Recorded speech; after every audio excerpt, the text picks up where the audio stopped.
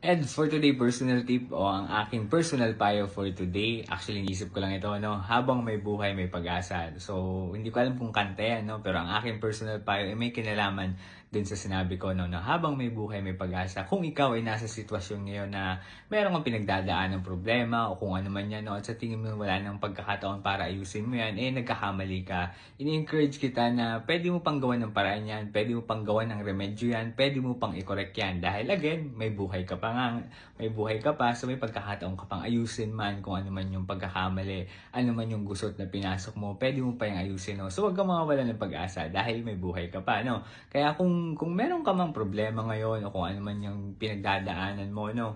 Wag kang mag-give up, syempre. Isipan mo ng paraan, isipan mo ng solusyon niya, no? O humingi ka ng tulong para masolusyonan yung problema ng pinagdadaanan mo. Dahil nga may pag-asa pa, may pagkakataon ka pa, wag mo lang sanang sayangin, no? Kaya hangga't maaari, umaksyon ka kaagad para magawa ng solusyon yung problema mo nang sa maging okay yung alam mo na yung buhay mo, yung sarili mo, no? So, yun lang yung personal tip ko ngayong araw. Medyo malalim po ata, no? Pero sana magets mo yung message nung personal payo ko, no? At kung nagustuhan mo to, baka pwede pa like and share, pwede mo rin pala i-like and follow ako sa Facebook na Ed for Today. Pwede mo akong i-follow sa TikTok at pwede ka rin pala mag-subscribe sa YouTube ko na Ed for Today. Yun lamang, salamat.